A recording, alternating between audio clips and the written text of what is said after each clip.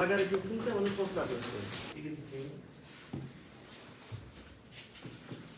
logaritm a asosiga ko'ra x funksiyani qaraydigan bo'lsa, oxir qaradik. df dan boshlaymiz. df degani onlayn sohasi. Bilasizlar, har bitta funksiya onlayn sohasi bor. Bu funksiyaning onlayn sohasi 0 dan cheksizlikgacha. 0 dan cheksizlikgacha. Ikkinchisi df bu. Funksiyaning qiymatlar to'plami. Y teng logaritm a asosiga ko'ra x funksiyaning onlayn sohasi qiymatlar sohasi minus cheksizlikdan plus cheksizlikgacha. Xo'p, shunday deyiladi. Y teng logaritm a asosiga ko'ra x funksiyaning y teng logaritm a asosiga ko'ra x funksiyaning aniqlanish sohasi barcha musbat haqiqiy sonlar to'plami. Y teng logaritm a asosiga ko'ra x funksiyaning qiymatlar to'plami barcha haqiqiy sonlar to'plami deb aytiladi. Bu degani y barcha haqiqiy qiymatlarni qabul qiladi. X esa barcha musbat qiymatlarni qabul qiladi. X ni o'rniga musbat qiymatlar qo'yib bo'ladi. Y ning qiymatlari esa barcha haqiqiy sonlar hosil bo'lishi mumkin. Har bitta funksiyada bo'lgan ekan, bu funksiyaning juftliqligi bor. Bu funksiyamiz ikkinchi tur na to na juft funksiya. Na to na juft funksiya. Na to na juft funksiya. Funksiya juft emas, to'q emas.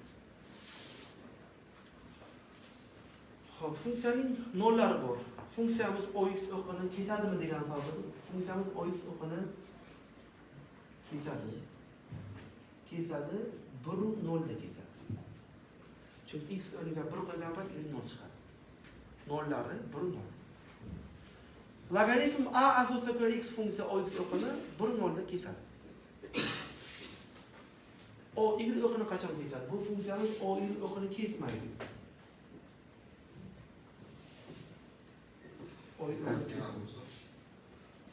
Yo'q, to'g'ri bo'lsa. O y o'qini kesmaydi. Chunki x ga qo'yib bo'lmaydi. Ox o'qini esa 1 0 da kesadi. Chunki x ga 1 qo'ygan payt 20 chiqadi. Funksiyaning asimtotasi bor. Funksiyaning asimtotasi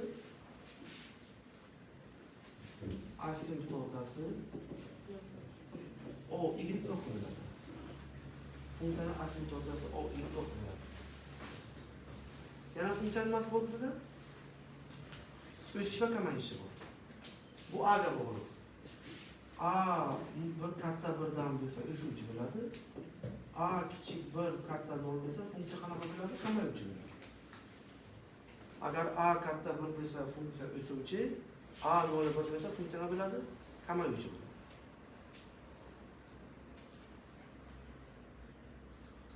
Agar a katta 1 bo'lsa o'suvchi, a 0 bo'lsa kamayuvchi.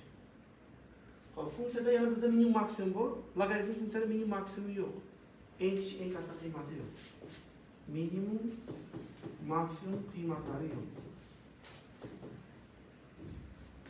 Funksiyamizning grafini yasaymiz. Funksiyamizning grafigi mana.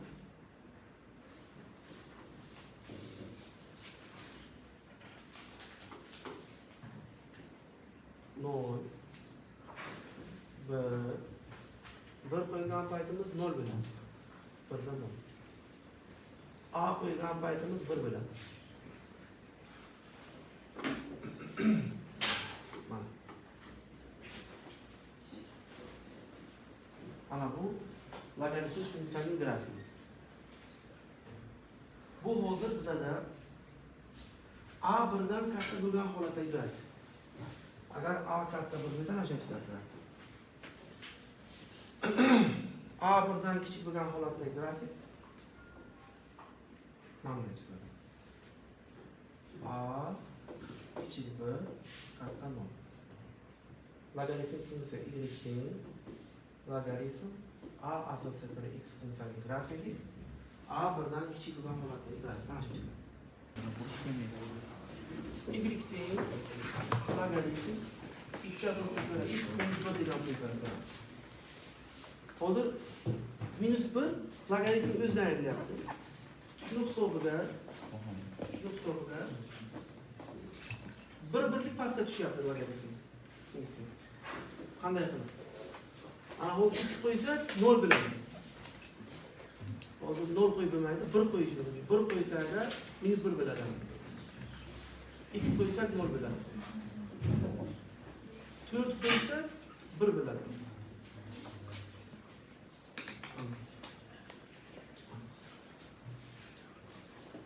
Oldingi funksiyamiz bir birlik pastga tushdi. Bir ayriliq to'g'ri.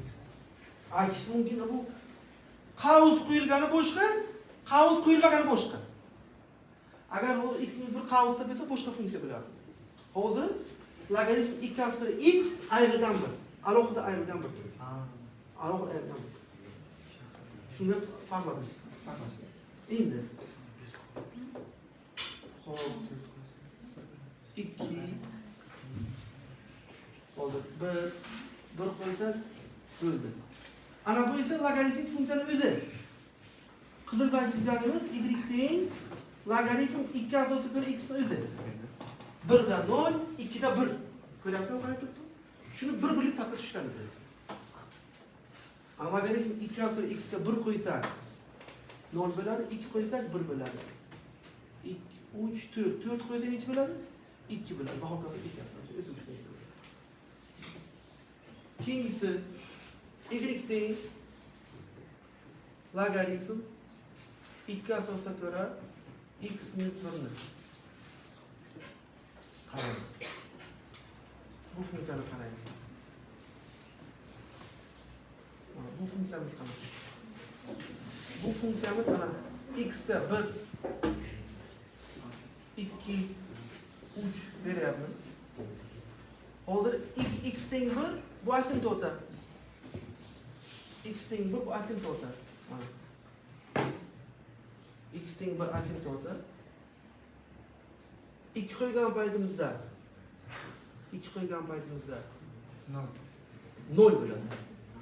3 qo'ygan paytimiz 1. Hozirgi grafikimiz 1 birlik o'ngga sochildi. Asymptotasi o'zgardi. Asymptotasi x teng 1 bo'ldi. Buni asymptotasi ayriladi, o'qib bo'ldi. Buniki esa x teng 1 to'g'ri chizib asymptota bo'ldi. Yana tekshiramiz. 2 qo'ysak logaritm 2 asosga 1 0 bo'ldi. 2 dan 0 bo'ldi. 3 qo'ysak logaritm 2 asosga 2 1 bo'ldi. O'suvchi nima uchun o'suvchi? Chunki asos 1 dan katta. Bilamiz keyingi masala. Logaritm a asosga ko'ra b sonning qiymatini 1 bilan taqqoslaymiz. 1 dan katta, 1 dan kichik.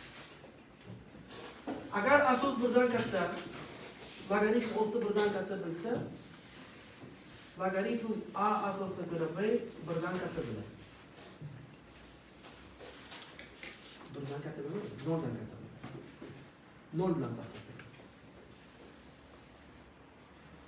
Agar asos 1 dan kichik 0 dan katta, logaritm ostidagi son ham 0 dan katta 1 dan kichik bo'lsa, logaritm a asosga ko'ra b musbat bo'ladi.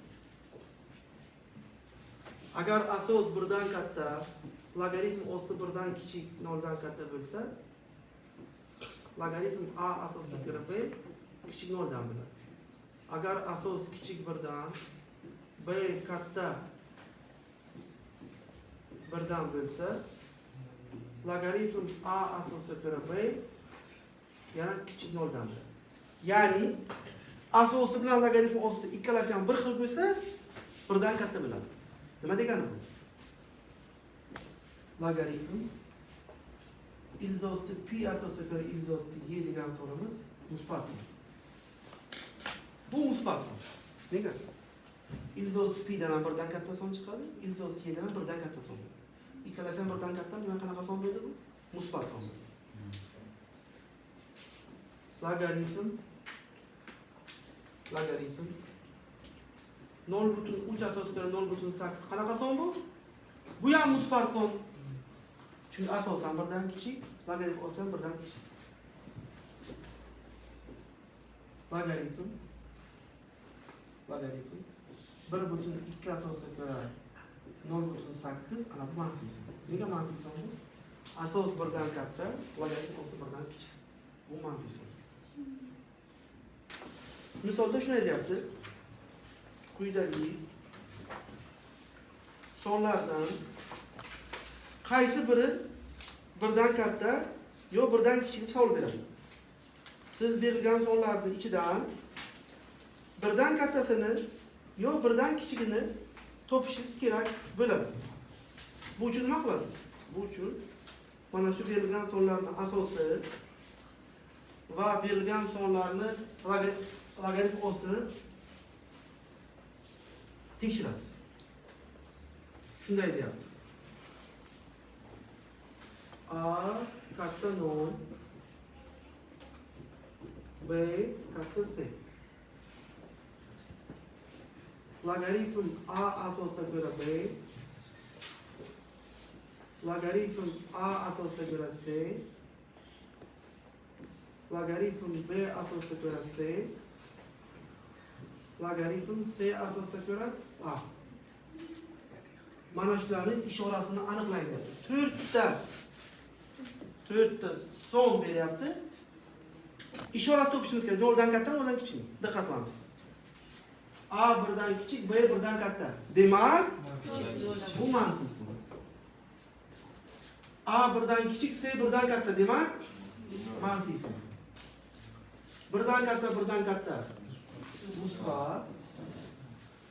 Birdan katta, birdan kichik. Manfiy. İşorası demek minus, plus, minus. Ana şu işorası. Navbatdagi savolni ko'ramiz.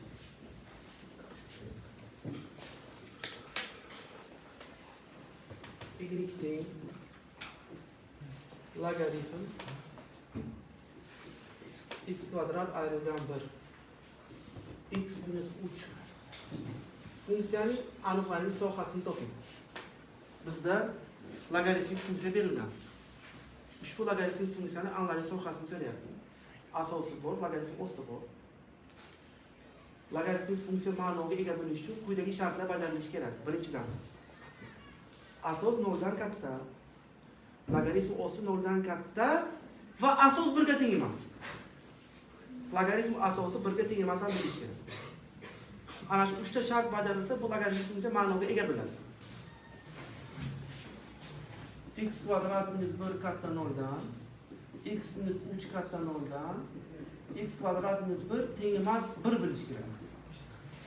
Mana shu 3 ta shart bajarilsa, ushbu logaritm funksiyamiz ma'noga ega bo'ladi. Logaritm osti 0 dan katta, asos 0 dan katta, asos teng emas 1. Chunki bir asosli logaritm bizda mavjud emas. Ma'noga ega bo'ladi.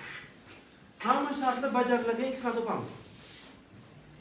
Ana sizlar qilasizlar, x kvadrat qilasizlar katta 1, x katta plus minus 1. Bularga bundan qo'pol xato.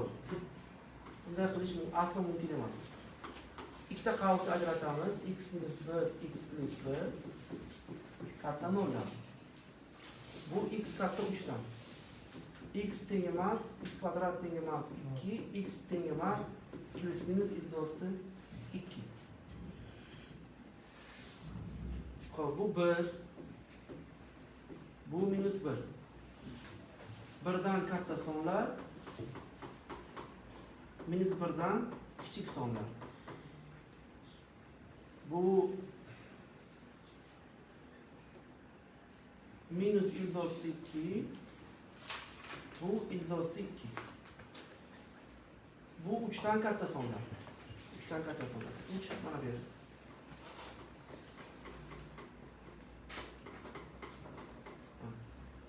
Hozir bizda uchalasi ham bajariladigan x'lar 3 dan cheksizgacha bo'ladi. 3 qilmaydi. Demak, agar x'imiz 3 dan cheksizgacha bo'lsa, bu logaritm funksiya aniqlangan bo'ladi. Birinchi sharti bir ayrilgan x osti x kvadrat nisbatini katta 0 deb shartlaymiz. Nega? Logaritm osti turibdi-ku. Yana bitta shart bu shart ko'rinmas shart.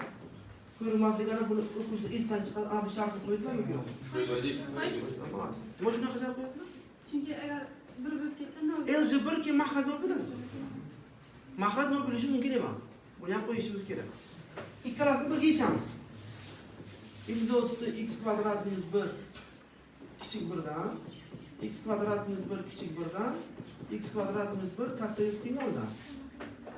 Bu birlar qisqaradi. X o'sti x kvadrat minus 1 teng emas 0. X kvadrat minus 1 teng emas 0. X teng emas plus minus 1. Buni yechimlari bu 1 dan katta sonlar, mana minus 1 dan kichik sonlar, mana. Buni o'zi esa x kvadrat kichik 2 dan minus x o'sti 2 dan x o'sti 2 gacha, mana.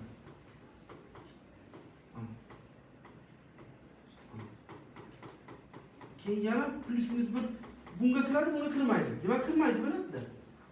Ana bu kirmaydi deyapti, to'g'rimi? Buni kiradi deyapti. Demak bu kirmaydi bo'ladi. Hammasini ketishtirsak. Shuning uchun minus x o'sti 2 dan minus 1 gacha kirmaydi. 1 dan x o'sti 2 gacha, bir ham 2 ham kirmaydi, ana javob beradi. Mana oxirgi javob.